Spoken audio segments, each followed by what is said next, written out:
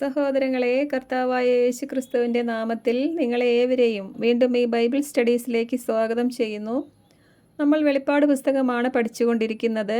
ഇന്നത്തെ ക്ലാസ്സിൽ വെളിപ്പാട് പുസ്തകത്തിൽ ആവർത്തിച്ച് കാണുന്ന 1 മുതൽ 7 വരെയുള്ള നമ്പറുകളുടെ പ്രത്യേകതകളെക്കുറിച്ചാണ് പഠിക്കാൻ പോകുന്നത്.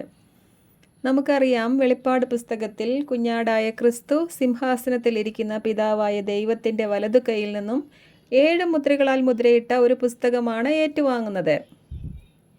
5-ാം അധ്യായം മുഴുവനിലും 7 മുദ്രകളാൽ മുദ്രയിട്ട ഈ പുസ്തകത്തിൻ്റെ പ്രാധാന്യത്തെക്കുറിച്ചും ഈ പുസ്തകം തുറക്കാനോ ഈ പുസ്തകത്തിലേക്ക് നോക്കാനോ പോലും യോഗ്യതയുള്ളവരായി സ്വർഗത്തിലോ ഭൂമിയിലോ ഭൂമിക്കടിയിലോ കൊല്ലപ്പെട്ട കുഞ്ഞാടല്ലാതെ മറ്റാരും യോഗ്യനായി ഇല്ല എന്നുള്ള കാര്യങ്ങളാണ് വിവരിച്ചിരിക്കുന്നത്.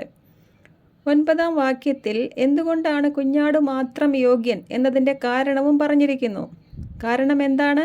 കാരണം നീ വധിക്കപ്പെട്ടു, നിന്റെ രക്തം കൊണ്ട് എല്ലാ ഗോത്രങ്ങളിലും എല്ലാ ഭാഷകളിലും എല്ലാ ജനതകളിലും എല്ലാ രാജ്യങ്ങളിലും നിന്നുള്ളവരെ ദൈവത്തിനു വേണ്ടി വിലയ്ക്ക് വാങ്ങി. നീ അവരെ നമ്മുടെ ദൈവത്തിന് രാജാക്കന്മാരും പുരോഹിതന്മാരുമാക്കി. അവർ ഭൂമിയുടെ മേൽ ഭരണം നടത്തും. അപ്പോൾ എന്താണ് കുഞ്ഞാടിൻ്റെ യോഗ്യത? കുഞ്ഞാട് നമ്മളെ എല്ലാവരെയും വിലയ്ക്ക് വാങ്ങി എന്നതാണ് കുഞ്ഞാടിൻ്റെ യോഗ്യത. എന്നാൽ ഈ വചനഭാഗങ്ങളെയൊക്കെ വെളിപ്പാട് പുസ്തകം നമുക്കുള്ളതല്ല, വെളിപ്പാട് പുസ്തകത്തിൽ നമ്മളില്ല എന്ന് പറയുന്ന ആളുകൾ തെറ്റായി വ്യാഖ്യാനിക്കാറുണ്ട്. ഇത് യഹൂദരെ മാത്രം വിലയ്ക്ക് വാങ്ങിയ കാര്യമാണ് എന്നാണ് അവർ പറയുന്നത്. എന്നാൽ യേശുക്രിസ്തുവിൻ്റെ കാൽവരി യാഗത്തിൽ വിശ്വസിച്ച എല്ലാ മനുഷ്യരെയും എന്ന അർത്ഥത്തിൽ തന്നെയാണ് ഈ വചനഭാഗത്തിൽ പറയുന്നത്. യേശുക്രിസ്തു രാജാവും പുരോഹിതനുമാണെങ്കിൽ ക്രിസ്തുവിൻ്റെ ശരീരമായ നമുക്കും ആ കൂട്ടവകാശമുണ്ടെന്നും നമ്മളും രാജാക്കന്മാരും പുരോഹിതന്മാരുമാകുമെന്നും നമ്മൾ മനസ്സിലാക്കിയിരിക്കണം. ശിരസായ ക്രിസ്തുവിനുള്ള എല്ലാത്തിൻ്റെയും കൂട്ടവകാശം നമുക്കും ഉണ്ട് എന്ന് അറിയിച്ചു തരാൻ വേണ്ടി തന്നെയാണ് നമ്മൾ ക്രിസ്തുവിൻ്റെ ശരീരമായ സഭയാണ് എന്ന് പറഞ്ഞ് പഠിപ്പിച്ചു തന്നിരിക്കുന്നത് തന്നെ. യഹൂദർക്കായിരുന്നു ഈ വാഗ്ദാനം ആദ്യമേ ഉണ്ടായിരുന്നത്. എന്നാൽ യേശുക്രിസ്തുവിൻ്റെ സുവിശേഷം തിരസ്കരിച്ചതിനാൽ അവർ ഇപ്പോൾ പിൻപന്മാരായിപ്പോയി. അതുകൊണ്ട് യഹൂദരെക്കാൾ മുൻപേ നമ്മളാണ് ഇനിയിപ്പോൾ ഈ അവകാശങ്ങളെല്ലാം പ്രാപിക്കാൻ പോകുന്നത്. അപ്പോൾ കുഞ്ഞാടിൻ്റെ യോഗ്യത ഇതാണ്. കുഞ്ഞാട് കാൽവരിയിൽ അർപ്പിച്ച തൻ്റെ രക്തത്താൽ ഭൂമിയിലെങ്ങുമുള്ള എല്ലാ രാജ്യക്കാരും എല്ലാ ഭാഷക്കാരുമായി വിശ്വസിച്ച നമ്മളെ എല്ലാം വിലയ്ക്ക് വാങ്ങി നമ്മളെ ദൈവം സ്ഥാപിക്കാൻ പോകുന്ന നിത്യരാജ്യത്തിലെ രാജാക്കന്മാരും പുരോഹിതന്മാരുമാക്കി. ഇങ്ങനെ പറഞ്ഞുകൊണ്ട് സകല സൃഷ്ടികളും പിതാവിനെയും പുത്രനെയും ആരാധിക്കുന്ന രംഗത്തോടെയാണ് 5-ാം അധ്യായം അവസാനിക്കുന്നത്. വളരെ ശ്രദ്ധയോടെയും പ്രാർത്ഥനയോടെയും നിങ്ങൾ ഈ മെസ്സേജുകൾ കേൾക്കുക. എങ്കിൽ മാത്രമേ ഈ പുസ്തകത്തിലെ നിഗൂഢ സത്യങ്ങൾ നിങ്ങൾക്ക് ഗ്രഹിക്കാൻ കഴിയുകയുള്ളൂ. ഇവിടെ ഈ 5-ാം അധ്യായത്തിൻ്റെ 9-ാം വാക്യത്തിലും പിന്നെ 7-ാം അധ്യായത്തിൻ്റെ 9-ാം വാക്യത്തിലും പിന്നെ 11-ാം അധ്യായത്തിൻ്റെ 9-ാം വാക്യത്തിലും പിന്നെ 13-ാം അധ്യായത്തിൻ്റെ 7-ാം വാക്യത്തിലും പിന്നെ 14-ാം അധ്യായത്തിൻ്റെ 6-ാം വാക്യത്തിലും ഭൂമിയിലുള്ള യഹൂദരും ജാതികളുമായ സകല മനുഷ്യരെയും എന്ന് കാണിക്കാൻ ഇതേ പദപ്രയോഗമാണ് ഉപയോഗിച്ചിരിക്കുന്നത്. അതായത് സകല ജാതി, ഗോത്രം, ഭാഷ, രാജ്യം എന്നൊരു പദപ്രയോഗമാണ് വെളിപ്പാട് പുസ്തകത്തിൽ കാണിച്ചിരിക്കുന്നത്. ഈ 5 വാക്യങ്ങളിലെയും അതിൻ്റെ സന്ദർഭം പരിശോധിച്ചാൽ മുഴുവൻ ഭൂമിയിലുമുള്ള സകല മനുഷ്യരെയും എന്ന് കാണിക്കാൻ തന്നെയാണ് ഈ ഭാഷാശൈലി ഉപയോഗിച്ചിരിക്കുന്നത് എന്ന് നമുക്ക് മനസ്സിലാക്കാം. എന്നാൽ 1-ാം മുദ്രയിൽ വരുന്നത് ആൻറ്റി ക്രൈസ്റ്റ് ആണെന്നും വെളിപ്പാട് പുസ്തകം നമുക്കുള്ളതല്ല, അതിൽ നമ്മളെ കാണാനേ ഇല്ല എന്നും പഠിപ്പിക്കുന്നവർ ഇപ്പോൾ ഈ വചനഭാഗങ്ങളെല്ലാം വളച്ചൊടിച്ച് വ്യാഖ്യാനിക്കാറുണ്ട്. ഈ വചനഭാഗം മാത്രമല്ല, 1-ാം മുദ്രയിൽ വരുന്നത് ആൻറ്റി ക്രൈസ്റ്റ് ആണെന്ന് പറയുന്നവർക്ക് മുന്നോട്ടുള്ള വചനഭാഗങ്ങൾ ഒന്നും തന്നെ ടാലിയാവുകയില്ല. തുടക്കം മുതലേ തെറ്റിയാൽ പിന്നെ എല്ലാം തെറ്റുമല്ലോ. അതുകൊണ്ട് എല്ലാ വചനഭാഗങ്ങളും ഈ പറയുന്നവർ ഇപ്പോൾ അവർ പറയുന്നത് ഒപ്പിക്കാൻ വേണ്ടി വളച്ചൊടിച്ചാണ് സംസാരിക്കുന്നത്. അതുകൊണ്ട് ശ്രദ്ധിക്കുക, ദൈവിക ജ്ഞാനം നിഗൂഢമായ രീതിയിൽ രേഖപ്പെടുത്തി വച്ചിരിക്കുന്ന ഒരു പുസ്തകമാണ് വെളിപ്പാട് പുസ്തകം. 5-ാം അധ്യായത്തിൽ സിംഹാസനസ്ഥനായ ദൈവത്തിൻ്റെ വലത് കൈയിൽ നിന്നും കുഞ്ഞാട് 7 മുദ്രകളാൽ മുദ്രയിട്ട ഈ പുസ്തകം ഏറ്റുവാങ്ങുമ്പോൾ പറഞ്ഞത് കുഞ്ഞാടിനല്ലാതെ മറ്റാർക്കും ഈ പുസ്തകത്തിലേക്ക് നോക്കാൻ പോലും യോഗ്യതയില്ല എന്നാണ്. മറ്റാർക്കും നോക്കാൻ പോലും യോഗ്യതയില്ലാത്ത 7 മുദ്രകളാൽ മുദ്രയിട്ട ആ പുസ്തകം തന്നെയാണ് അതിൻ്റെ 1-ാം മുദ്ര മുതൽ 7-ാം മുദ്ര വരെയും തുറന്ന് നമ്മുടെ കൈകളിൽ ഏൽപ്പിച്ച് തന്നിരിക്കുന്നത്. അതുകൊണ്ട് ഈ പുസ്തകം പഠിക്കുകയും പഠിപ്പിക്കുകയും ചെയ്യുന്നവർ വളരെയധികം ശ്രദ്ധിക്കേണ്ടിയിരിക്കുന്നു. 5-ാം അധ്യായത്തിൽ പറഞ്ഞിരിക്കുന്ന അതേ സീരിയസ്നെസ്സോടുകൂടെ തന്നെ നമ്മൾ ഈ പുസ്തകത്തെ സമീപിക്കണം. ഈ പുസ്തകത്തിലെ വാക്കുകൾ വായിക്കുന്നവരും കേൾക്കുന്നവരും ഇതിൽ എഴുതപ്പെട്ടിരിക്കുന്നത് പാലിക്കുന്നവരും അനുഗ്രഹീതർ, എന്തെന്നാൽ സമയം അടുത്തിരിക്കുന്നു എന്ന് ഈ പുസ്തകത്തിൻ്റെ ആരംഭത്തിൽ തന്നെ എഴുതിയിട്ടുണ്ട്. അതുപോലെ തന്നെ ഇതിലെ വചനങ്ങളോട് ഒന്നും കൂട്ടാനോ കുറയ്ക്കാനോ പാടില്ല, അത് ദോഷം ചെയ്യും എന്നും ഈ പുസ്തകത്തിൻ്റെ അവസാന ഭാഗത്തും എഴുതിയിട്ടുണ്ട്. വെറുതെ വായിക്കുന്നവരും കേൾക്കുന്നവരും അനുഗ്രഹിക്കപ്പെടും എന്നല്ല, അത് പാലിക്കുന്നവർ അനുഗ്രഹിക്കപ്പെടും എന്നാണ് പറഞ്ഞത്. പ്രവചന പുസ്തകങ്ങൾ ഗ്രഹിക്കാതെ വായിച്ച യഹൂദർക്ക് പറ്റിയ നഷ്ടം എത്രയധികമാണെന്ന് കഴിഞ്ഞ ക്ലാസ്സിൽ നമ്മൾ മനസ്സിലാക്കിയതാണ്. അതുകൊണ്ട് പ്രവചന പുസ്തകങ്ങളെ, പ്രത്യേകിച്ച് വെളിപ്പാട് പുസ്തകത്തെ നമ്മൾ വളരെ സീരിയസ് ആയിട്ട് കാണേണ്ടിയിരിക്കുന്നു. കൃപാകാലത്ത് ക്രിസ്തുവിലുള്ള വിശ്വാസത്താൽ നീതീകരിക്കപ്പെട്ട നമുക്ക് ഈ പുസ്തകം വായിച്ച് കേട്ട് മനസ്സിലാക്കി എന്താണ് പാലിക്കാനുള്ളത്? വിജാതീയരായ നമ്മുടെ അപ്പസ്തോലനായി നിയമിക്കപ്പെട്ട പൗലോസ് അപ്പസ്തോലൻ പറഞ്ഞ കാര്യങ്ങൾ തന്നെയാണ് ഇതിൻ്റെ 6 വരെയുള്ള മുദ്രകളിൽ പറഞ്ഞിരിക്കുന്നത്. യോഹന്നാൻ 1-ാം മുദ്ര പൊട്ടിക്കുമ്പോൾ മുതൽ കാണുന്നത് സ്വർഗത്തിലും ഭൂമിയിലും നടക്കുന്ന കാഴ്ചകളാണ്. പൗലോസ് അപ്പസ്തോലൻ കുറേ കാര്യങ്ങൾ പറഞ്ഞു തന്നെങ്കിൽ, കുറേ മിസ്റ്ററീസ് നമുക്ക് വെളിപ്പെടുത്തി തന്നെങ്കിൽ, ആ കാഴ്ചകൾ, അത് നടക്കുന്ന കാഴ്ചകൾ കാണുന്നത് യോഹന്നാനാണ്. അതുകൊണ്ട് 1-ാം നൂറ്റാണ്ട് മുതൽ നടക്കേണ്ട ചരിത്ര സംഭവങ്ങളെ യോഹന്നാൻ കാണുമ്പോൾ അതിൽ നമ്മളുമുണ്ടാകും. പൗലോസ് അപ്പസ്തോലൻ റാപ്ചർ നടക്കുമെന്നും നമ്മൾ സ്വർഗത്തിലേക്ക് പോകുമെന്നും പറഞ്ഞെങ്കിൽ, റാപ്ചർ നടക്കുന്ന കാഴ്ചകളും നമ്മൾ സ്വർഗത്തിലെത്തി നിൽക്കുന്ന കാഴ്ചകളും കാണുന്നത് യോഹന്നാനാണ്. ഇനി എന്തൊക്കെയാണ് പൗലോസ് അപ്പസ്തോലൻ പറഞ്ഞത് എന്ന് നോക്കൂ. എന്തെല്ലാം പ്രശ്നങ്ങൾ വന്നാലും വിശ്വാസത്തിൽ ഉറച്ചു നിൽക്കണമെന്നും നിരവധി പീഡനങ്ങളിലൂടെ ദൈവരാജ്യത്തിൽ പ്രവേശിക്കണം എന്നും പൗലോസ് പറഞ്ഞു. പിന്നെന്താണ് പൗലോസ് പറഞ്ഞത്? അവസാന നാളുകളിൽ ക്ലേശപൂർണമായ സമയങ്ങൾ വരും എന്ന് പറഞ്ഞു. പെരിലസ് ടൈംസ് എന്ന് KJBയിൽ എന്ന് പറഞ്ഞാൽ അപകടകരമായ അല്ലെങ്കിൽ ആപത്കരമായ സമയങ്ങളും ദിവസങ്ങളും വരാൻ പോകുന്നു എന്നാണ് പൗലോസ് പറഞ്ഞത്. പിന്നെന്തൊക്കെയാണ് പൗലോസ് പറഞ്ഞത്? ക്ലേശം, ദുരിതം, പീഡനം, പട്ടിണി, നഗ്നത, ആപത്ത്, വാള്, മരണം, അധികാരങ്ങൾ, ഇങ്ങനെ പലതും വരാനിരിക്കുന്നു. എന്നാൽ ഇവയിലെല്ലാം ക്രിസ്തുവിൻ്റെ സ്നേഹം നമ്മെ വിജയിപ്പിക്കും. നമ്മെ സ്നേഹിച്ചവൻ മുഖാന്തരം ഇവയിലെല്ലാം നമ്മൾ പൂർണ്ണ വിജയം വരിക്കും എന്ന് പൗലോസ് പറഞ്ഞു. പിന്നെന്താണ് പൗലോസ് പറഞ്ഞത്? ഒരിക്കൽ യഹൂദർ അവരോട് പ്രസംഗിച്ച സുവിശേഷം തിരസ്കരിച്ചപ്പോൾ രക്ഷ ജാതികളിലേക്ക് വന്നു. ഇനി ജാതികൾ ഇവിടെ ഈ രക്ഷയുടെ സുവിശേഷം തിരസ്കരിക്കുകയും അത് പ്രസംഗിക്കുന്നവരെ കൊല്ലുകയും ചെയ്തപ്പോൾ അന്നത്തെ യഹൂദരെ പോലെ ഇവർ അനുസരണമില്ലാതെയാകുമ്പോൾ അപ്പോൾ എന്ത് സംഭവിക്കും? ജാതികളുടെ എണ്ണം തികഞ്ഞ് രക്ഷ ഇവിടെ നിന്ന് വീണ്ടും യഹൂദരിലേക്ക് പോകും. അങ്ങനെ അപ്പോൾ റാപ്ചർ നടന്ന് രക്ഷ യഹൂദരിലേക്ക് തിരികുകയും അങ്ങനെ ഇസ്രായേൽ മുഴുവനും രക്ഷ പ്രാപിക്കുകയും ചെയ്യുമെന്നും പറഞ്ഞു. ഇതാണ് റോമാലേഖനത്തിൻ്റെ 11-ാം അധ്യായത്തിൽ പൗലോസ് ജ്ഞാനികളാണെന്ന് നിങ്ങൾ അഹങ്കരിക്കാതിരിക്കേണ്ടതിന് ഈ രഹസ്യം അറിഞ്ഞിരിക്കണം എന്ന് പറഞ്ഞു തന്ന ഒരു രഹസ്യം. വീണ്ടും പൗലോസ് ജാതികളുടെ എണ്ണം തികയുന്ന ഈ സമയത്ത് ഒരു സംഭവം നടക്കുമെന്ന് പറഞ്ഞു. അതും ഒരു മിസ്റ്ററിയാണ്. അതിനെയാണ് നമ്മൾ റാപ്ചർ എന്ന് വിളിക്കുന്നത്. അതായത് ജാതികളുടെ പൂർണ്ണ സംഖ്യ തികഞ്ഞ് രക്ഷ യഹൂദരിലേക്ക് പോകുന്നതിന് മുൻപായി കർത്താവ് താൻ ഗംഭീരനാദത്തോടും പ്രധാന ദൂതൻ്റെ ശബ്ദത്തോടും ദൈവത്തിൻ്റെ കാഹളത്തോടും കൂടെ വന്ന് ക്രിസ്തുവിൽ മരിച്ചവർ ആദ്യം ഉയർക്കുകയും ജീവിച്ചിരിക്കുന്ന നമ്മൾ രൂപാന്തരപ്പെടുകയും ചെയ്ത് മേഘങ്ങളിലേക്ക് എടുക്കപ്പെട്ട് കർത്താവിനോടൊപ്പം സ്വർഗത്തിലേക്ക് പോകും എന്ന് പൗലോസ് അപ്പസ്തോലൻ പറഞ്ഞു. ഇത്രയും കാര്യങ്ങളാണ് 6 വരെയുള്ള മുദ്രകളിൽ സംഭവിക്കുന്നത്. കൃപാകാലത്തിൽ നടക്കുന്ന ഇക്കാര്യങ്ങൾ മുഴുവനും 6-ാം അധ്യായത്തിൽ ഉൾക്കൊള്ളിച്ചിരിക്കുകയാണ്. ഇതെല്ലാം നിങ്ങൾക്ക് മനസ്സിലാക്കാൻ വേണ്ടിയാണ് ഈ ചാർട്ട് ഉണ്ടാക്കിയിരിക്കുന്നത്.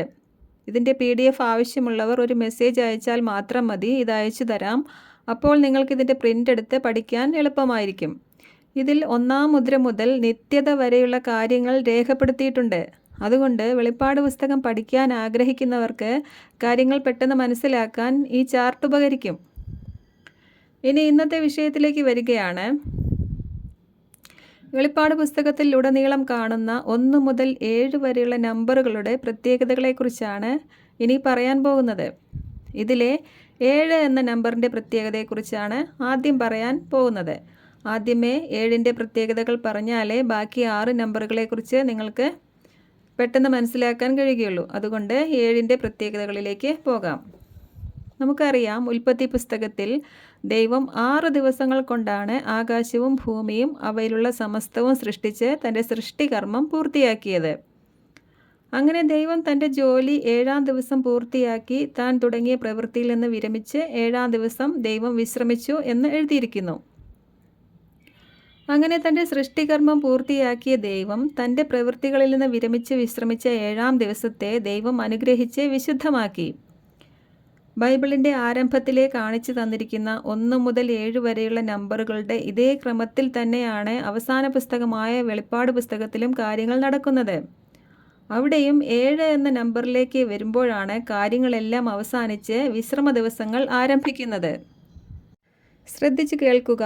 ഉൽപ്പത്തി പുസ്തകത്തിൽ ഏദൻ തോട്ടത്തിൽ വെച്ച് തന്നെ വീണുപോയ മനുഷ്യനെ വീണ്ടെടുക്കാൻ ദൈവം അബ്രാഹത്തെ തിരഞ്ഞെടുത്ത് അബ്രാഹത്തിൻ്റെ സന്തതികളെ ഒരു പ്രത്യേക ജനമാക്കി അനുഗ്രഹിച്ച് അവരിലൂടെ ഭൂമിയിലുള്ള സകല ജനതകളെയും അനുഗ്രഹിച്ച് വീണ്ടെടുക്കാൻ ആഗ്രഹിച്ചു.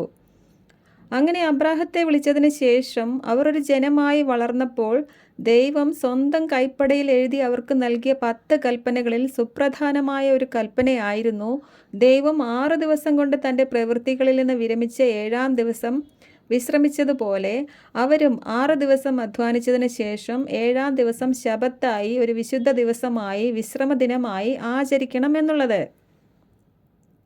അതായത് ഏദൻ തോട്ടത്തിൽ വെച്ച് തന്നെ ദൈവം പറഞ്ഞതനുസരിക്കാതെ ദൈവം സൃഷ്ടിച്ചു നൽകിയ ഏദൻ തോട്ടത്തിലേക്ക് നാശത്തിൻ്റെ ഉപദേശവുമായി കയറി വന്ന സാത്താനെ അനുസരിച്ചുകൊണ്ട് ദൈവത്തിൽ നിന്ന് മനുഷ്യർ അകന്നു നിത്യജീവൻ നഷ്ടപ്പെടുത്തി സാത്താൻ്റെ അടിമകളായിപ്പോയി.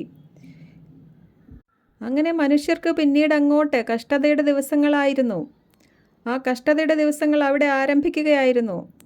മനുഷ്യൻ കാരണം ഭൂമി കൂടി ശപിക്കപ്പെട്ടതായി തീർന്നു. ഈ ശാപത്തിൽ നിന്നും ഇനി മനുഷ്യർക്ക് മോചനം വേണമെങ്കിൽ സ്ത്രീയുടെ സന്തതിയായി ദൈവപുത്രൻ ജഡത്തിൽ വെളിപ്പെട്ട് വന്ന് അവരുടെ പാപങ്ങളുടെ കടം വീട്ടണമായിരുന്നു. ആ ശാപത്തിൽ നിന്നും മനുഷ്യവർഗത്തിന് കര കയറണമെങ്കിൽ ഇനി 6 ദിവസമല്ല 6000 വർഷങ്ങൾ കഴിയുകയും ചെയ്യണമായിരുന്നു. 7-ാമത്തെ ആ വിശ്രമ ദിവസം ഇനി അവർക്ക് ലഭിക്കണമെങ്കിൽ 7000-ാമത്തെ ആണ്ടിലേക്ക് അവർ പ്രവേശിക്കണമായിരുന്നു. അതിനുവേണ്ടി ദൈവം സ്റ്റെപ്പ് ബൈ സ്റ്റെപ്പായി ഓരോ കാര്യങ്ങൾ ചെയ്തുകൊണ്ടിരിക്കുകയായിരുന്നു. ദൈവപുത്രന് ജനിക്കാൻ വേണ്ടിയാണ് അബ്രാഹാം എന്ന ഒരു മനുഷ്യനെ തിരഞ്ഞെടുത്ത് ഒരു പ്രത്യേക ജനത്തെ ദൈവം മാറ്റി നിർത്തിയത്. ദൈവപുത്രൻ ജനിക്കാനിരുന്നത് അബ്രാഹത്തിൻ്റെ സന്തതിയായിട്ടായിരുന്നു. അങ്ങനെ അബ്രാഹത്തിൻ്റെ മക്കൾ ഒരു ജനമായി വളർന്നപ്പോൾ ദൈവം അവരോട് 7-ാം ദിവസത്തെ വിശുദ്ധീകരിച്ച ഒരു ശബത്ത് വിശ്രമ ദിവസമായി ആചരിക്കണം എന്ന് അവരോട് കൽപ്പിച്ചു. എന്തായിരുന്നു ഈ 7-ാം ദിവസത്തിലെ ശബത്തിൻ്റെ അർത്ഥം? മനുഷ്യവർഗത്തിന് വന്നുപോയ ശാപത്തിൽ നിന്നും കഷ്ടതകളിൽ നിന്നും അവരെ വീണ്ടെടുത്ത് അവർക്ക് ദൈവം നൽകുന്ന യഥാർത്ഥ സ്വസ്ഥതയിലേക്കും വിശ്രമ ദിവസത്തിലേക്കും അവരെ പ്രവേശിപ്പിക്കാൻ ദൈവം ആഗ്രഹിച്ചു. 7-ാം ദിവസത്തെ ശബത്ത് 7000-ാമത്തെ ആണ്ട് മുതൽ ദൈവം അവർക്ക് നൽകാൻ പോകുന്ന നിത്യമായ വിശ്രമ ദിവസങ്ങളുടെ അഥവാ നിത്യതയുടെ നിഴലായിരുന്നു. അതായത് മനുഷ്യരുടെ കഷ്ടപ്പാടുകൾ അവസാനിച്ച് ദൈവത്തിൻ്റെ പറുദീസായിലെ ജീവവൃക്ഷത്തിൽ നിന്ന് ഭക്ഷിച്ചും ജീവജലത്തിൽ നിന്ന് പാനം ചെയ്തും ദൈവത്തെ മുഖാമുഖം കണ്ടും ജീവിക്കാൻ പോകുന്ന ആ ദിവസങ്ങളുടെ നിഴലായിരുന്നു ശബത്ത്. ദൈവം പ്രത്യേകമായി തിരഞ്ഞെടുത്ത യഹൂദ ജനത്തിനോടാണ് ഈ 7-ാം ദിവസത്തെ ശബത്ത് ആചരിക്കണമെന്ന് ദൈവം കൽപ്പിച്ചത്. ഈ വിശ്രമ ദിവസത്തിലേക്ക് അവർ പ്രവേശിക്കണമെങ്കിൽ ആദ്യം അവർ ദൈവം നൽകിയ ഈ കൽപ്പനകൾ അനുസരിക്കണമായിരുന്നു. അതുകൊണ്ടാണ് പഴയ നിയമത്തിൽ ശബത്ത് ലംഘിച്ച മനുഷ്യരെ കല്ലെറിഞ്ഞ് കൊല്ലാൻ ദൈവം കൽപ്പിച്ചത്. അതായത് ശബത്ത് ലംഘിക്കുന്ന മനുഷ്യർ പറയുന്നത് ദൈവം നൽകുന്ന ഈ വിശ്രമം ഞങ്ങൾക്ക് വേണ്ട, നിത്യജീവൻ ഞങ്ങൾക്ക് വേണ്ട എന്നാണ് അവർ പറയുന്നത്. അതുകൊണ്ടാണ് ശബത്ത് ലംഘിക്കുന്നവരെ കൊന്നുകളയാൻ ദൈവം കൽപ്പിച്ചത്. അങ്ങനെ യഹൂദരെ ഒരു പ്രത്യേക ജനമായി ദൈവം തിരഞ്ഞെടുത്തതിന് ശേഷവും 7-ാം ദിവസം ശബത്ത് വിശ്രമ ദിവസമായി ആചരിക്കണമെന്ന് അവർക്ക് കൽപ്പന കൊടുത്തതിന് ശേഷവും 7 എന്ന നമ്പറും 7ൻ്റെ മൾട്ടിപ്പിൾസും അവരുടെ ചരിത്രത്തിൽ റിപ്പീറ്റഡ്ലി വരുന്നതായി നമുക്ക് ബൈബിൾ പരിശോധിച്ചാൽ മനസ്സിലാക്കാം. അബ്രാഹത്തിൻ്റെ പുത്രനായ ഇസഹാക്കിൻ്റെ പുത്രൻ യാക്കോബാണ് പിന്നീട് ഇസ്രയേൽ എന്ന് വിളിക്കപ്പെട്ടത്. ഈ യാക്കോബിൻ്റെ 12 മക്കളാണ് ഇസ്രയേലിൻ്റെ 12 ഗോത്രങ്ങൾ.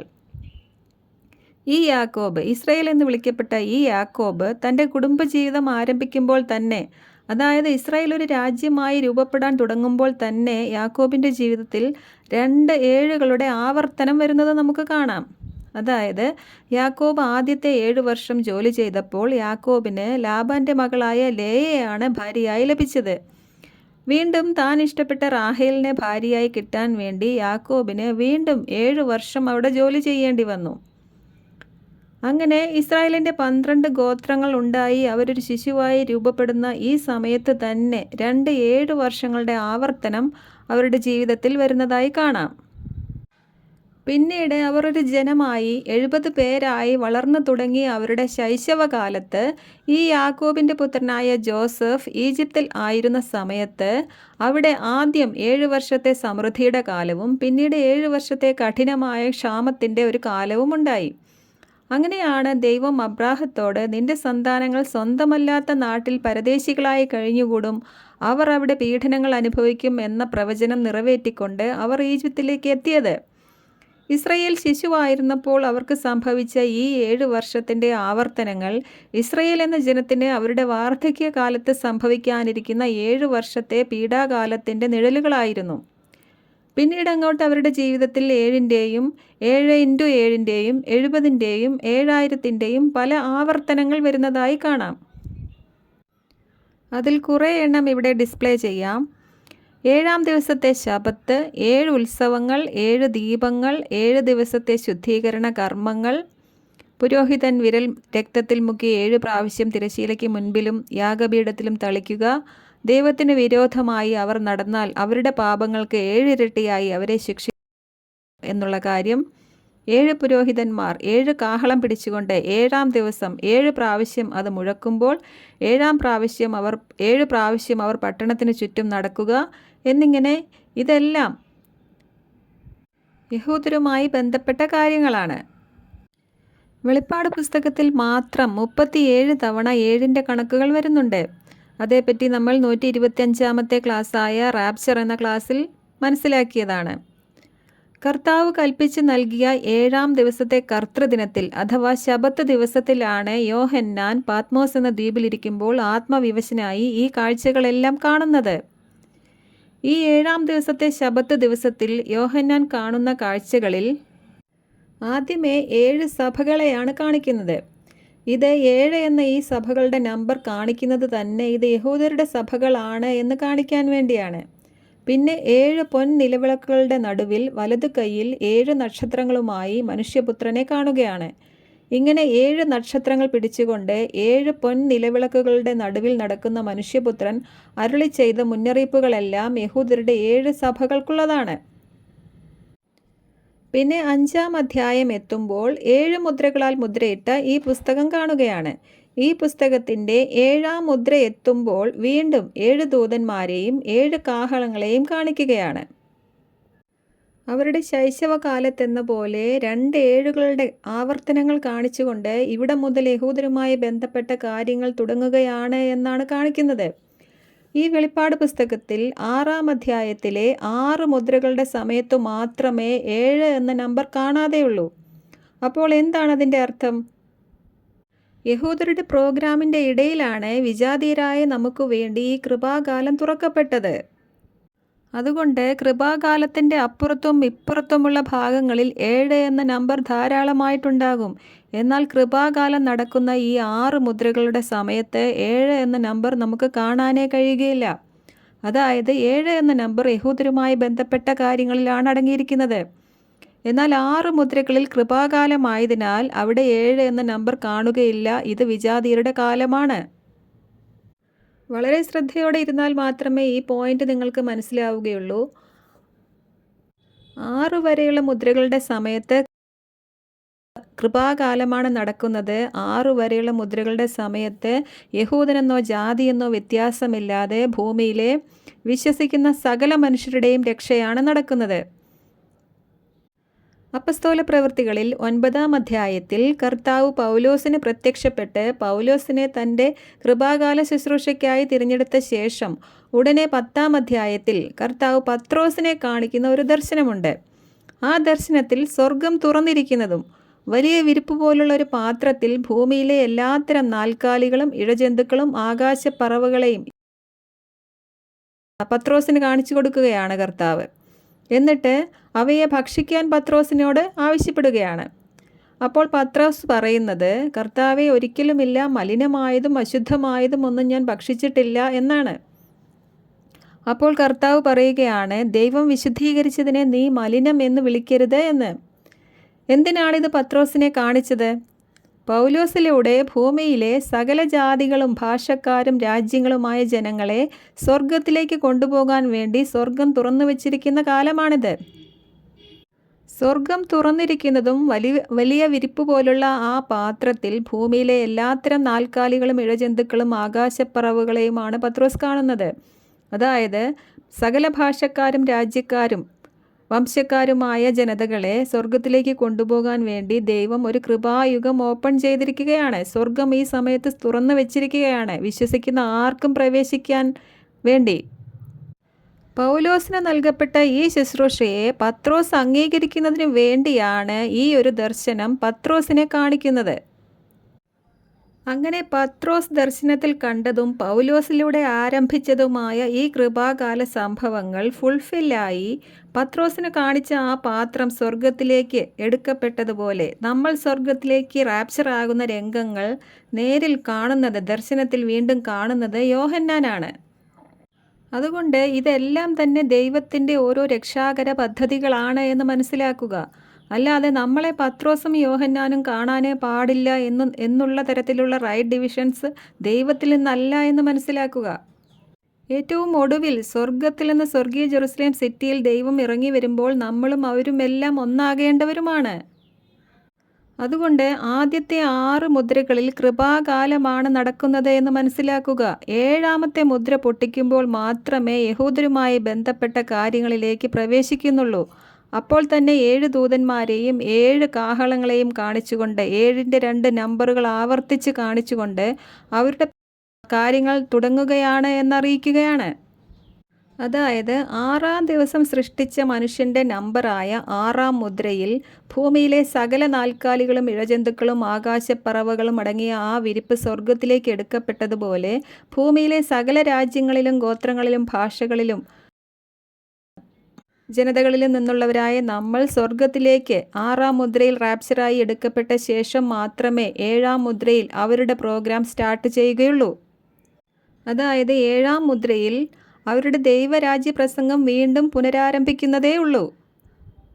അതായത് 7ാം ദിവസത്തെ കർത്തൃദിനത്തിൽ അഥവാ ശബത്ത് ദിനത്തിൽ ആത്മാവിലായി യോഹന്നാൻ ഈ കാഴ്ചകളെല്ലാം കണ്ട ശേഷം ഈ കാഴ്ചകൾ അവസാനിക്കുന്നത് 7000ാമത്തെ അവരുടെ ശബത്ത് വിശ്രമ ദിവസമായ 1000 ആണ്ടും കഴിഞ്ഞ് പുതിയ ആകാശവും പുതിയ ഭൂമിയും വന്ന് സ്വർഗീയ ജെറുസലേം സിറ്റിയിൽ സ്വർഗം മുഴുവനും ഇറങ്ങി വന്ന് നിത്യത ആരംഭിക്കുന്ന കാഴ്ചയോടുകൂടിയാണ്.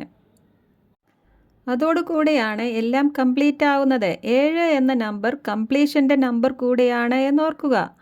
അങ്ങനെ വെളിപ്പാട് പുസ്തകം 7ൽ തുടങ്ങി 70ാം ആഴ്ചവട്ടത്തിലൂടെ കടന്നുപോയി 7000ൽ അവസാനിച്ച് തുടർന്ന് നിത്യവിശ്രമത്തിൻ്റെയും സന്തോഷത്തിൻ്റെയും ദിവസങ്ങൾ ആരംഭിക്കുന്ന കാഴ്ചകളോടെയാണ് അവസാനിക്കുന്നത്. അതിൻ്റെ ഇടയിൽ 7 എന്ന നമ്പർ ഇല്ലാത്ത കൃപാകാലവും അടങ്ങിയിരിക്കുകയാണ്. അതായത് 6ാം അധ്യായത്തിൽ, അതായത് 6 വരെയുള്ള മുദ്രയുടെ കാലവും ഇതിൻ്റെ ഇടയിലുണ്ട്. 1-ാം നൂറ്റാണ്ടിൽ യഹൂദരുടെ പ്രോഗ്രാമിനിടയിൽ കൃപാകാലം പ്രവേശിച്ചതുപോലെ തന്നെ ഈ പുസ്തകത്തിൽ അവരുടെ 7 സഭകളെ കാണിച്ചതിന് ശേഷം 6 മുദ്രകളിൽ കൃപാകാലം കാണിക്കുകയാണ്. തുടർന്ന് 6ാം മുദ്രയിലെ റാപ്ചറിന് ശേഷം വീണ്ടും 7 എന്ന മുദ്രയിൽ അവരുടെ പ്രോഗ്രാം തുടങ്ങുകയാണ്. ഇത് പെട്ടെന്ന് മനസ്സിലാകുന്ന കാര്യങ്ങളല്ല ഞാൻ പറയുന്നത്. അതുകൊണ്ട് നിങ്ങൾ ഈ മെസ്സേജുകൾ വീണ്ടും വീണ്ടും കേൾക്കുക. അപ്പോൾ നിങ്ങൾക്കിത് മനസ്സിലാകും. 700-ലധികം പ്രാവശ്യമാണ് 7ൻ്റെയും 7ൻ്റെ മൾട്ടിപ്പിൾസിൻ്റെയും ആവർത്തനങ്ങൾ ബൈബിളിലുള്ളത്. വെളിപ്പാട് പുസ്തകത്തിൽ മാത്രം 37 പ്രാവശ്യം 7ൻ്റെ ആവർത്തനങ്ങൾ വരുന്നുണ്ട്. അതുകൊണ്ട് ഒരു കാര്യം മനസ്സിലാക്കുക, വെളിപ്പാട് പുസ്തകത്തിൽ 7 എന്ന നമ്പറിലാണ് യഹൂദരുമായി ബന്ധപ്പെട്ട കാര്യങ്ങൾ പ്രത്യേകമായി നടക്കുന്നത്. യേശുക്രിസ്തു ചില കാര്യങ്ങൾ ശിഷ്യന്മാരോട് പറയുമ്പോൾ നിങ്ങൾ ഇനിയും ഗ്രഹണശക്തിയില്ലാത്തവരാണോ എന്ന് ചോദിക്കുന്നുണ്ട്. അതുകൊണ്ട് ഇക്കാര്യങ്ങൾ ഗ്രഹണശക്തിയുള്ളവരായി ഗ്രഹിച്ചുകൊണ്ട് വെളിപ്പാട് പുസ്തകം മനസ്സിലാക്കുക. ഇതിലെ സത്യങ്ങൾ എന്നാലേ മനസ്സിലാവുകയുള്ളൂ.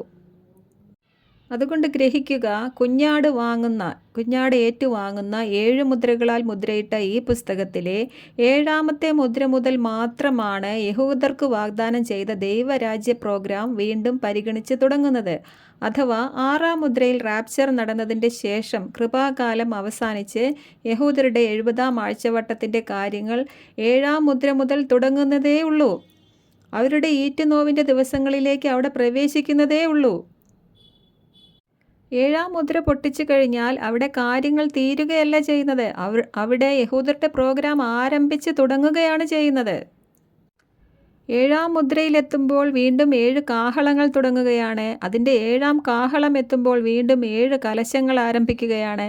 അങ്ങനെ 7ാം കലശത്തിൽ എത്തുമ്പോഴാണ് 70ാം ആഴ്ചവട്ടത്തിലെ പ്രശ്നങ്ങൾ തീർന്ന് അവർക്ക് ശബ്ബത്ത് വിശ്രമത്തിൻ്റെയും ദൈവരാജ്യത്തിൻ്റെയും 1000 വർഷങ്ങൾ സ്ഥാപിച്ചു കൊടുക്കുന്നത്. ഇതെല്ലാം 7ാം മുദ്ര പൊട്ടിക്കുമ്പോൾ മുതൽ ആരംഭിച്ച് തുടങ്ങുന്നതേ ഉള്ളൂ എന്നോർക്കുക. അതായത് ഈ പുസ്തകത്തിന് 7 മുദ്രകളാണുള്ളത്. എന്നാൽ 7ാമത്തെ മുദ്രയിൽ കുറേയേറെ കാര്യങ്ങൾ നടക്കാനുണ്ട്. 7ാം മുദ്ര തുറക്കുമ്പോൾ വീണ്ടും അടുത്ത 7 നമ്പറുകൾ വരികയാണ്. അതിൻ്റെയും 7ാമത്തെ നമ്പർ, അതായത് 7ാം കാഹളം എത്തുമ്പോഴാണ് യഹൂദർക്ക് പ്രത്യേകമായുള്ള ന്യായവിധികൾ തുടങ്ങുന്നത്. അതായത് ഓരോ 7ലുമാണ് യഹൂദർക്ക് പ്രത്യേകമായിട്ടുള്ള ന്യായവിധികൾ അടങ്ങിയിരിക്കുന്നത്. ഓരോന്നിൻ്റെയും 6 വരെ ലോകം മുഴുവനിലും നടക്കുന്ന കാര്യങ്ങളാണ് രേഖപ്പെടുത്തിയിരിക്കുന്നത്. അതായത് അവർക്കുള്ള ശിക്ഷാവിധി അവരുടെ തെറ്റുകൾക്ക് 7 ഇരട്ടിയായിട്ടാണ് ദൈവം കൊടുക്കുന്നത്. കൂടുതൽ നൽകിയവനോട് കൂടുതൽ ചോദിക്കും എന്ന രീതിയിൽ തന്നെ. നിങ്ങൾ ഈ ചാർട്ടിലേക്ക് നോക്കുക. ഇതിൽ 7ാമത്തെ മുദ്ര പൊട്ടിച്ചു കഴിയുമ്പോൾ അവരുടെ ദൈവരാജ്യ പ്രസംഗവും അതോടൊപ്പം തന്നെ 6 വരെയുള്ള കാഹളങ്ങളിലെ പ്രശ്നങ്ങളും തുടങ്ങും. ദൈവരാജ്യം വരാൻ പോകുന്നു എന്ന രാജ്യത്തിൻ്റെ ആ സുവിശേഷം വീണ്ടും ജെറുസലേമിൽ ആരംഭിച്ച് ലോകമെങ്ങും പ്രസംഗിക്കേണ്ടതിനാണ് 6ാം മുദ്രയിൽ റാപ്ചർ നടന്നു കഴിഞ്ഞാൽ ഉടനെ തന്നെ അവരിലെ 144,000 യഹൂദരെ മുദ്രയിടുന്നത്. അവർ ലോകത്തിൻ്റെ എവിടെയെല്ലാം ചിതറപ്പെട്ടാലും തിരികെ അവരുടെ മണ്ണിൽ അവരെ ദൈവം എത്തിക്കുകയും ചെയ്യും. അവരുടെ എല്ലാം ഗോത്രങ്ങൾ ദൈവത്തിന് അറിയുകയും ചെയ്യാം. അവരെ ഇസ്രായേൽ മക്കൾ എന്നേ വിളിക്കുകയുള്ളൂ എന്ന് 7ാം അധ്യായത്തിൽ അവരെ മുദ്രയിടുന്ന സമയത്ത് വ്യക്തമാക്കുകയാണ്. 7ാം അധ്യായത്തിൽ കാണുന്ന എണ്ണിക്കൂടാൻ പറ്റാത്ത മഹാപുരുഷാരം യഹൂദരാണെന്ന് പഠിപ്പിക്കുന്നവരുണ്ട്.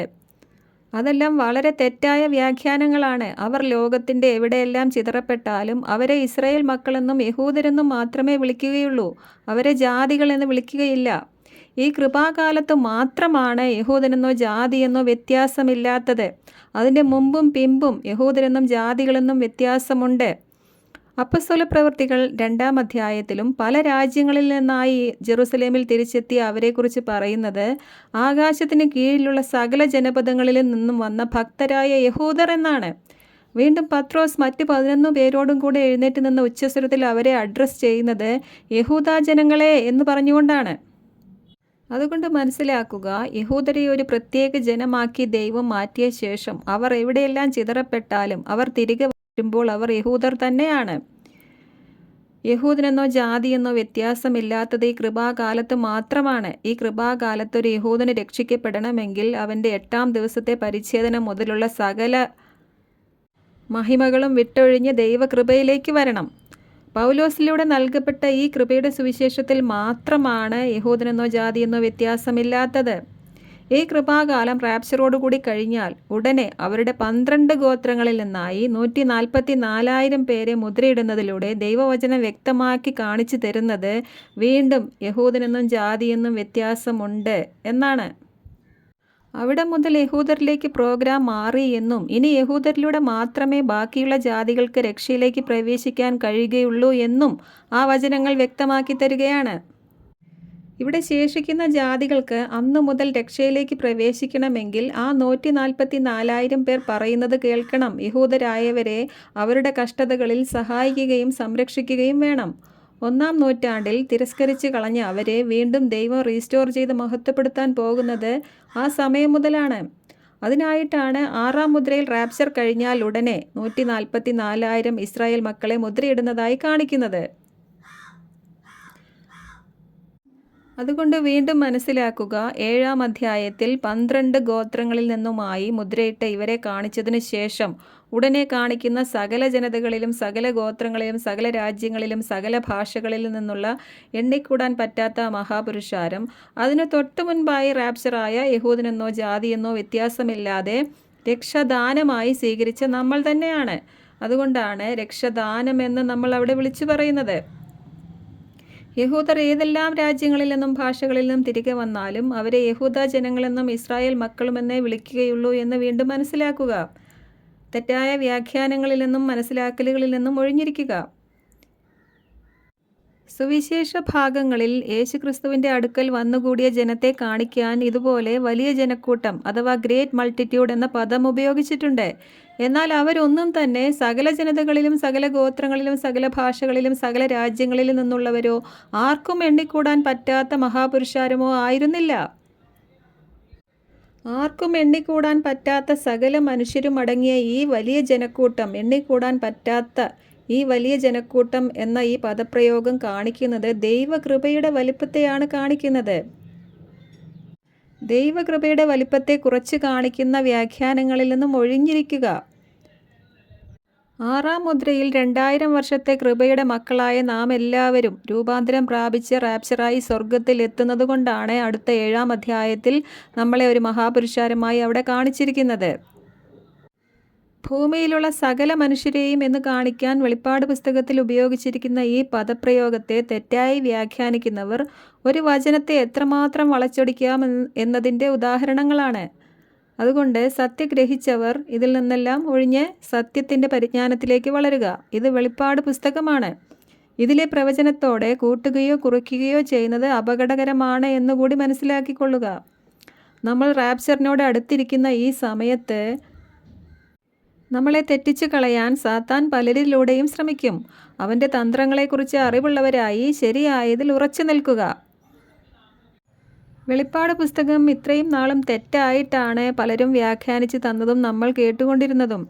എന്നാൽ ഇപ്പോൾ നമുക്കിവിടുന്ന് പോകാനുള്ള സമയമായപ്പോൾ അതിനു മുമ്പായി എന്തൊക്കെയാണ് നടക്കേണ്ടത് എന്നും എങ്ങനെയാണ് ജാതികളുടെ പൂർണ്ണസംഖ്യ തികയുന്നതെന്നും അത് ഏത് മുദ്രയിലാണെന്നും എല്ലാം ദൈവം ഇപ്പോൾ നമുക്ക് വെളിപ്പെടുത്തി തന്നിരിക്കുകയാണ്.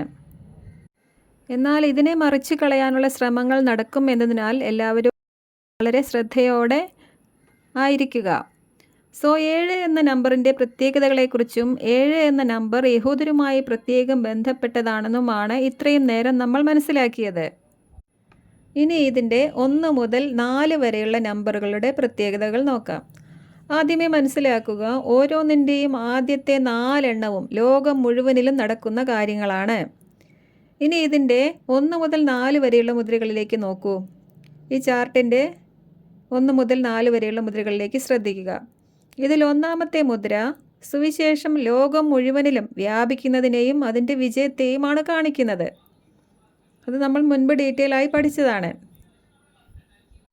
ഇനി നോക്കുക, 2, 3, 4 മുദ്രകളിൽ മനുഷ്യർ പരസ്പരം കൊല്ലുന്നതും ക്ഷാമങ്ങളും പിന്നെ യുദ്ധങ്ങളും ഭൂകമ്പങ്ങളും പകർച്ചവ്യാധികളും എല്ലാം ലോകമെങ്ങും വ്യാപകമായി നടക്കുകയാണ്. ഭൂമിയുടെ 4/1 മനുഷ്യരാണ് ഈ കാരണങ്ങളാൽ എല്ലാം കൂടി മരിച്ചു പോകുന്നത്. അതായത് ഇത് ലോകമെങ്ങും നടക്കുന്നതാണ്. പകർച്ചവ്യാധികൾ ലോകമെങ്ങുമാണ് വരുന്നത്. ഭൂകമ്പങ്ങൾ ലോകമെങ്ങുമാണ് വരുന്നത്. യുദ്ധവും ക്ഷാമവും എല്ലാം ലോകമെങ്ങുമാണ് വരുന്നത്. അതുകൊണ്ട് ഈ 4 എണ്ണവും ലോകം മുഴുവനിലായി നടക്കുന്ന കാര്യങ്ങളാണ് എന്ന് മനസ്സിലാക്കുക. ഇനി 4 കാഹളങ്ങളിലേക്കും 4 കലശങ്ങളിലേക്കും നോക്കുക. അവിടെയും ഇതേപോലെ ഈ ആദ്യത്തെ 4 എണ്ണം ലോകം മുഴുവനിലുമാണ് വരുന്നത്. അതെല്ലാം ഭൂമിയിലും കടലിലും നീരുറവുകളിലും സൂര്യനിലുമാണ് വരുന്നത്. എല്ലാത്തിൻ്റെയും 1/3 ഇപ്പോൾ ഈ കാഹളങ്ങളിൽ നാശം സംഭവിക്കുന്നത്. ഇനി 4 കലശങ്ങളിലേക്ക് നോക്കൂ. മുന്നോട്ട് പോകും തോറും ദൈവത്തിൻ്റെ ന്യായവിധികൾ വർദ്ധിച്ചു വരികയാണ്. അതായത് ഇവിടെ എത്തുമ്പോഴേക്കും മൃഗത്തിൻ്റെ മുദ്രയേറ്റ മനുഷ്യർക്കെല്ലാം പ്രശ്നങ്ങളും വ്രണങ്ങളും ദുർഗന്ധങ്ങളും വരികയാണ്. കടലെല്ലാം രക്തം പോലെ ആവുകയും കടൽ ജീവികളെല്ലാം ചത്തുപോവുകയുമാണ്. സൂര്യൻ്റെ ചൂടുകൂടി മനുഷ്യരെല്ലാം വെന്തെരിയുകയാണ്. അതായത് ദൈവത്തെ മനുഷ്യർ തിരസ്കരിക്കും തോറും ദൈവം ന്യായവിധിയുടെ അളവ് വർദ്ധിപ്പിച്ചു കൊണ്ടിരിക്കുകയാണ്. അതുകൊണ്ട് ഇതെല്ലാം കൂടെ യഹൂദന് മാത്രമായിട്ടുള്ളതല്ലെന്നും ഈ 3 സീരീസിലും ആദ്യത്തെ 4 എണ്ണവും ലോകമെങ്ങും വ്യാപകമായി നടക്കുന്ന കാര്യങ്ങളാണ് എന്ന് മനസ്സിലാക്കുക. ഇതിൽ ആദ്യത്തെ 4 കാഹളങ്ങളിലും കലശങ്ങളിലും ദൈവം ആദ്യത്തെ 4 ദിവസം കൊണ്ട് സൃഷ്ടിച്ച ഭൂമിയിലും കടലിലും നീരുറവകളിലും സൂര്യനിലുമാണ് പ്രശ്നങ്ങൾ വരുന്നത്. അതായത് തൻ്റെ സൃഷ്ടികളിലൂടെ അഥവാ പ്രകൃതി ദുരന്തങ്ങളിലൂടെ ദൈവത്തെ തിരസ്കരിക്കുന്ന മനുഷ്യരെ ശിക്ഷിക്കുകയാണ് ഇവിടെ ദൈവം ചെയ്യുന്നത്. ഇനി 5-ാമത്തെ നമ്പറിൻ്റെ പ്രത്യേകത എന്താണെന്ന് നോക്കാം. 5-ാമത്തേതും ലോകം മുഴുവനിലും വരുന്ന കാര്യങ്ങൾ തന്നെയാണ്. എന്നാൽ 5-ാമത്തേതിൻ്റെ പ്രത്യേകത ഓരോ 5-ാമത്തേതും സേറ്റാനിക് സ്പിരിറ്റ്സുമായും അവൻ്റെ ആൾക്കാരുമായും അവൻ്റെ രാജ്യവുമായും ബന്ധപ്പെട്ട് നടക്കുന്ന ചില കാര്യങ്ങളാണ്. 5-ാമത്തെ മുദ്രയിലേക്ക് നോക്കുക. അവിടെ എന്താണ് സംഭവിക്കുന്നത്? സുവിശേഷം പ്രസംഗിക്കുന്നവരെയും യേശുവിൻ്റെ സാക്ഷികളെയും വിശ്വാസികളുമായവരെ ദുഷ്ടൻ്റെ സന്തതികൾ അവിടെ കൊല്ലുകയാണ്. 5-ാം മുദ്രയിലെ ഈ രക്തച്ചൊരിച്ചിലുകളോടെയാണ് ജാതികളുടെ പൂർണ്ണസംഖ്യ തികയുന്നതും കൃപാകാലം അടയുന്നതും. അങ്ങനെ റാപ്ചർ നടന്നതിന് ശേഷമുള്ള 5-ാമത്തെ കാഹളത്തിൽ എന്താണ് സംഭവിക്കുന്നത് എന്ന് നോക്കൂ. 5 ഗർത്തം തുറക്കപ്പെടുകയും അവിടെ നിന്ന് വെട്ടുകിളികൾ എന്ന് പറഞ്ഞിരിക്കുന്ന ഡെമോണിക് സ്പിരിറ്റ്സ് വരികയും ചെയ്യുകയാണ്.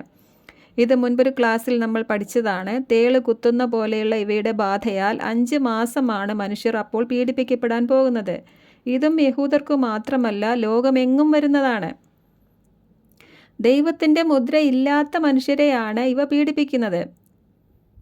അതായത് ദൈവത്തിൻ്റേതല്ലാത്ത ദുഷ്ടൻ്റെ സന്തതികളെ ദൈവം ദുഷ്ടാത്മാക്കളെ കൊണ്ട് തന്നെ പീഡിപ്പിക്കുകയാണ്. ഇനി 5-ാമത്തെ കലശത്തിലേക്ക് നോക്കൂ.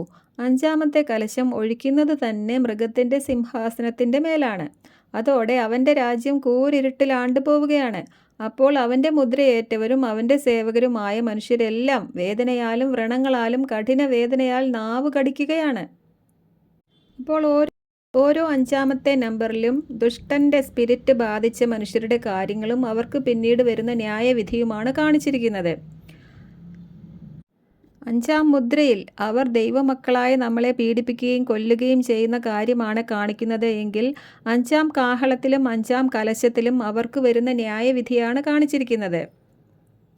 ഇനി 6-ാമത്തെ നമ്പറിൻ്റെ പ്രത്യേകത എന്താണെന്ന് നോക്കാം. നമുക്കറിയാം, 6-ാമത്തെ ദിവസമാണ് ദൈവം മനുഷ്യനെ സൃഷ്ടിച്ചത്. 6 എന്നത് മനുഷ്യൻ്റെ നമ്പറാണ്. അതുകൊണ്ട് തന്നെ ഓരോ 6-ാമത്തെ നമ്പറിലും ലോകത്തിലുള്ള മനുഷ്യരെ എല്ലാം ഒന്നിച്ചു കൂട്ടുന്ന ഒരു കാര്യമാണ് നടക്കുന്നത്. 6-ാമത്തെ മുദ്രയിൽ എന്താണ് നടക്കുന്നത് എന്ന് നോക്കൂ. 6-ാമത്തെ മുദ്രയിൽ 3 കാര്യങ്ങളാണ് നടക്കുന്നത്. 6-ാം മുദ്ര പൊട്ടിയാൽ ആദ്യം നടക്കുന്നത് ലോകമെങ്ങുമുള്ള സകല ജനതകളിലും ഗോത്രങ്ങളിലും രാജ്യങ്ങളിലും ഭാഷകളിലും പെട്ടവരായ ക്രിസ്തുവിൽ മരിച്ചവരും ജീവിച്ചിരിക്കുന്നവരുമായ നമ്മളെ എല്ലാം കൂട്ടി വരുത്തി റാപ്ചർ ചെയ്യുകയാണ്. ഈ വിഷയത്തെപ്പറ്റി മറ്റൊരു ക്ലാസ്സിൽ ഒന്നുകൂടി വിശദീകരിക്കാം. ഇനി 6-ാം മുദ്രയിൽ രണ്ടാമതായി എന്താണ് നടക്കുന്നത് എന്ന് നോക്കൂ. റാപ്ചർ കഴിഞ്ഞാൽ ഉടൻ കൃപാകാലം കഴിഞ്ഞ് യഹൂദരുടെ പ്രോഗ്രാമിലേക്ക് അഥവാ അവരെ റീസ്റ്റോർ ചെയ്യുന്ന പ്രവൃത്തിയിലേക്ക് ദൈവം തിരിയുകയാണ്. അതിനായി അവരുടെ 12 ഗോത്രങ്ങളിൽ നിന്നായി 12,000 പേരെ വെച്ച് 144,000 പേരെ ഒന്നിച്ച് കൂട്ടിവരുത്തി ദൈവം മുദ്രയിടുകയാണ്. അതിനായി യേശുക്രിസ്തു പുനരുത്ഥാനം പ്രാപിച്ചതിൻ്റെ 50-ാം ദിവസമായ പെന്തക്കോസ്ത് നാളിൽ അന്ന് ശിഷ്യന്മാർ ജെറുസലേമിൽ ഒന്നിച്ചു കൂടിയിരുന്നതുപോലെ ക്രിസ്തുവിൻ്റെ ശരീരമായ നമ്മൾ റാപ്ചർ ആയതിൻ്റെ 50-ാം നാളിൽ വരുന്ന പെന്തക്കോസ്ത് തിരുനാൾ ദിവസം ഈ 144,000 പേരെ ദൈവം ജെറുസലേമിൽ വീണ്ടും ഒന്നിച്ചു കൂട്ടും. അങ്ങനെ അവരെ ഒന്നിച്ചു കൂട്ടി മുദ്രയിട്ടുകൊണ്ട് ശക്തി ധരിപ്പിച്ചുകൊണ്ട് പാമ്പുകളുടെയും തേളുകളുടെയും ശത്രുവിൻ്റെ സകല ശക്തികളുടെയും മീതെ ചവിട്ടി നടക്കാൻ അവർക്ക് അധികാരം നൽകിക്കൊണ്ട് അവർ ജെറുസലേമിൽ ആരംഭിച്ച ലോകമെങ്ങും ദൈവരാജ്യം വരാൻ പോകുന്നു, അനുദപിച്ച് യേശുക്രിസ്തുവിൽ വിശ്വസിക്കുക എന്ന രാജ്യത്തിൻ്റെ ആ സുവിശേഷം വീണ്ടും പ്രസംഗിച്ചു തുടങ്ങും. 7-ാം മുദ്ര മുതലാണ് അവരത് ആരംഭിക്കുന്നത്. എന്നാൽ അവരെ ഒന്നിച്ചു കൂട്ടിയത് 6-ാമത്തെ നമ്പറിലാണ്. 7ൻ്റെ 2 ആവർത്തനങ്ങൾ അവരുടെ ജീവിതത്തിൽ ഉടനീളം ഉള്ളതിനാൽ റാപ്ചറിന് ശേഷം ഇവർ ദൈവരാജ്യം പ്രസംഗിക്കുന്ന ഈ കാലയളവും 7 വർഷം ആയിരിക്കാം എന്ന് നമ്മൾ മുൻപ് മനസ്സിലാക്കിയതാണ്. അതായത് റാപ്ചർ നടക്കുന്നതിൻ്റെ പിറ്റേ ദിവസം മുതൽ 7 വർഷം മഹോപദ്രവ കാലം ആരംഭിക്കുകയില്ല. അതിനിടയിൽ ഒരു 7 വർഷത്തെ ദൈവരാജ്യ സുവിശേഷ പ്രസംഗത്തിൻ്റെ ഒരു കാലം കൂടിയുണ്ട്. യെശയ്യാ പ്രവചനത്തിൻ്റെ 46-ാം അധ്യായത്തിൽ ഗർഭത്തിലും പ്രസവിച്ചതിന് ശേഷവും ഞാൻ വഹിച്ച യാക്കോബ് ഭവനമേ, നിങ്ങളുടെ വാർദ്ധക്യത്തിലും നിങ്ങൾക്ക് നര ബാധിക്കുമ്പോഴും ഞാൻ അങ്ങനെ തന്നെ ആയിരിക്കും. ഞാൻ നിങ്ങളെ വഹിക്കും, ഞാൻ നിങ്ങളെ സംരക്ഷിക്കും എന്ന് പറഞ്ഞുകൊണ്ട് ആരംഭത്തിൽ തന്നെ അവസാനവും പൂർവ്വകാലത്ത് തന്നെ മേലാൽ സംഭവിപ്പാനുള്ളതും ഞാൻ പ്രസ്താവിക്കുന്നു എന്ന് ദൈവം പറയുന്നതിലൂടെ അവരുടെ അവസാന കാലത്ത് സംഭവിക്കുന്ന ഈ ട്രിബുലേഷൻ ടൈമിലും 7 വർഷങ്ങളുടെ ആവർത്തനങ്ങൾ ഉണ്ടാകും എന്ന് നമുക്ക് മനസ്സിലാക്കാം.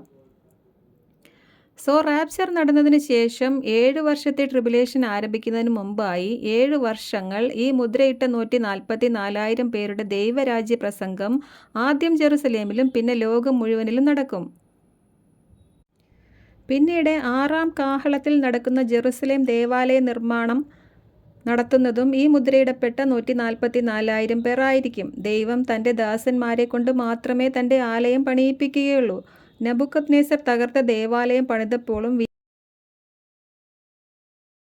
വിജാതീയ രാജാക്കന്മാരാൽ ദൈവം കൽപ്പന പുറപ്പെടുവിക്കുമെങ്കിലും ദേവാലയം പണിയുന്നത് യഹൂദ ശ്രേഷ്ഠന്മാരായിരിക്കും. അതുകൊണ്ട് ഈ 144,000 പേർ ദേവാലയ നിർമ്മാണത്തിലും അവർ പങ്കെടുക്കുന്നു എന്ന് നമുക്ക് മനസ്സിലാക്കാം.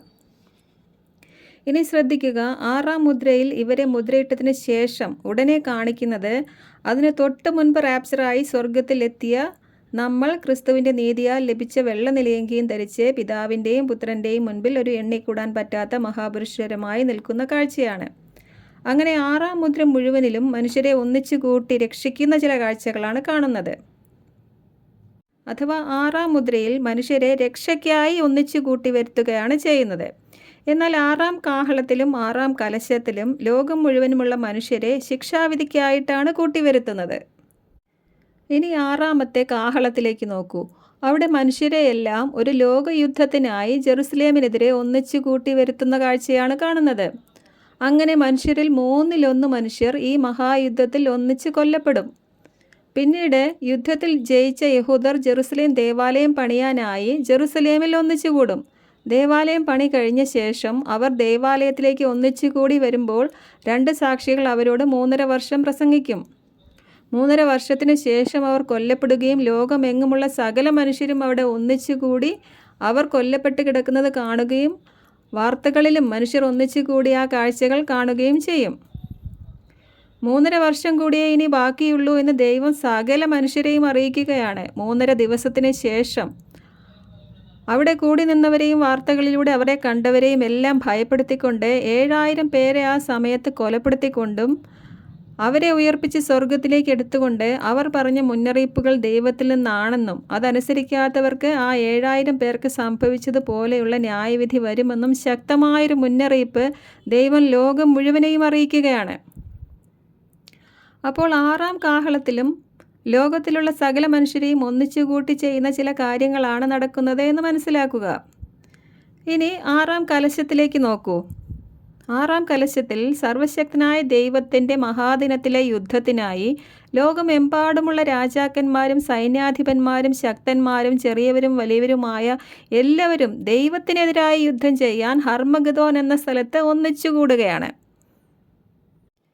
എന്നിട്ട് 7-ാം കലശത്തിൽ ഈ ഭൂരാജാക്കന്മാരെ കൊണ്ടും മൃഗത്തെ കൊണ്ടും ഇസ്രയേലിലെ അവിശ്വസ്ത ജനമായ മഹദിയാം ബാബിലോണിൻ്റെ ശിക്ഷാവിധി നടത്തിയതിൻ്റെ ശേഷം യേശു ക്രിസ്തു ഈ ഭൂരാജാക്കന്മാരെയെല്ലാം വധിക്കുകയും 2 മൃഗങ്ങളെ നിത്യാഗ്നിയിലേക്കും സാത്താനെ പാതാളത്തിൽ 1000 വർഷം ബന്ധനത്തിലും ആക്കിയ ശേഷം 1000 വർഷത്തെ ഭരണം അവിടെ ആരംഭിക്കുകയാണ്. അപ്പോൾ ഓരോ 6-ാമത്തെ നമ്പറിലും 6-ാം ദിവസം സൃഷ്ടിച്ച സകല മനുഷ്യരുമായവരെ ഒന്നിച്ചു കൂട്ടുന്ന ചില സംഭവങ്ങളാണ് നടക്കുന്നത്.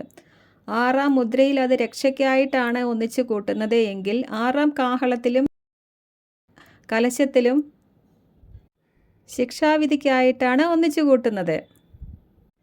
ഇനി ഒരിക്കൽ കൂടി 7-ാമത്തെ നമ്പറിലേക്ക് നോക്കുക.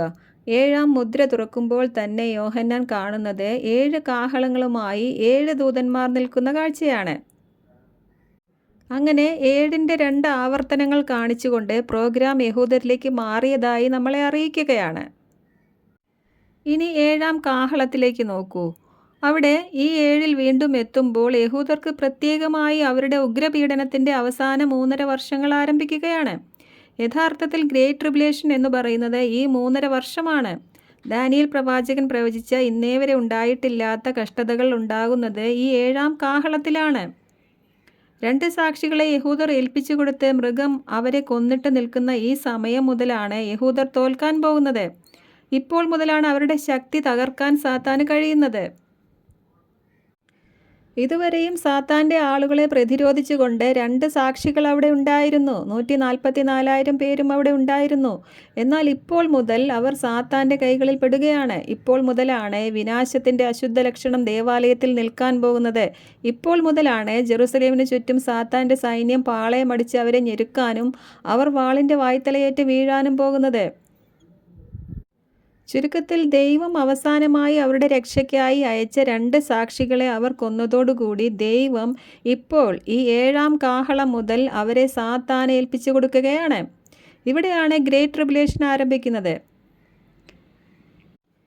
ഈ 7-ാം കാഹളത്തിലാണ് അവരിലെ ഓടി രക്ഷപ്പെടാതെ അവിടെ പെട്ടുപോയ യഹൂദരുടെ എല്ലാം തല ഛേദിക്കപ്പെടാൻ പോകുന്നത്. അവരുടെ ഓടിപ്പോക്കും ശേഷിച്ചവരുടെ തല ഛേദിക്കപ്പെടുന്നതും എല്ലാം ഈ 7-ാം കാഹളത്തിലാണ്. ഇനി 7-ാം കലശത്തിലേക്ക് നോക്കൂ. കലശ ന്യായവിധികളെല്ലാം തന്നെ സാത്താനെ സേവിച്ചവർക്കുള്ളതാണ്.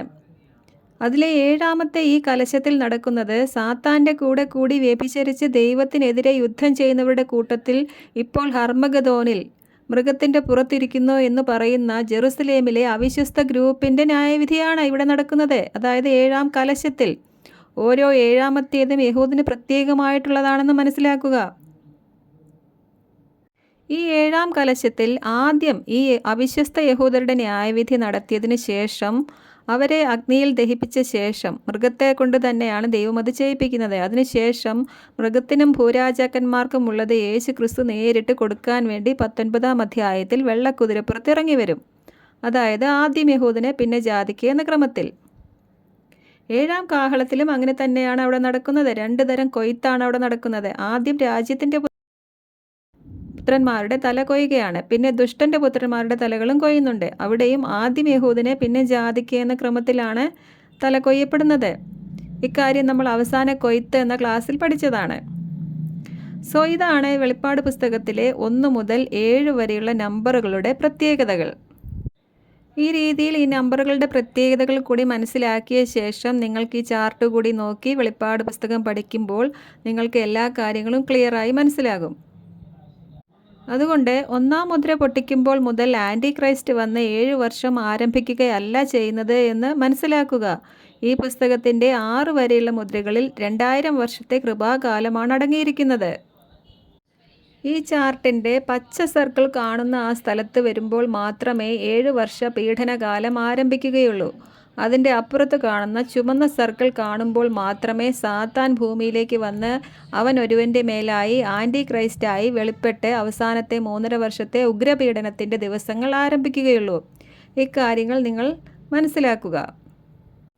7 എന്ന നമ്പർ യഹൂദരുമായി ബന്ധപ്പെട്ട നമ്പർ ആയതുകൊണ്ട് 7-ാം മുദ്ര പൊട്ടും മുൻപായി മനുഷ്യവർഗത്തിൻ്റെ നമ്പറായ 6-ാമത്തെ നമ്പർ മുദ്രയിൽ നമ്മൾ ഇവിടെ നിന്ന് ഉറപ്പായും റാപ്ചറായി സ്വർഗത്തിൽ എത്തിയിരിക്കും. നമ്മൾ അവരുടെ 7 വർഷം ആരംഭിക്കുന്നതിന് മുൻപല്ല, അതിനും 7 വർഷങ്ങൾക്ക് മുൻപ് ഇവിടുന്ന് പോകുമെന്ന് മനസ്സിലാക്കുക. സംശയങ്ങൾ കൂടാതെ ഇക്കാര്യങ്ങൾ ഗ്രഹിക്കുക. നമ്മുടെ ആ മഹത്വകരമായ പ്രത്യാശയായ റാപ്ചർ ദിവസത്തിന് ഇനി അധിക താമസമില്ല. അതുകൊണ്ട് ഈ പുസ്തകത്തിലെ സത്യങ്ങൾ ശരിയായി ഗ്രഹിക്കുക. മറ്റൊരു വിഷയവുമായി വീണ്ടും കാണാം. ദൈവം ഏവരെയും അനുഗ്രഹിക്കട്ടെ. ആമേൻ.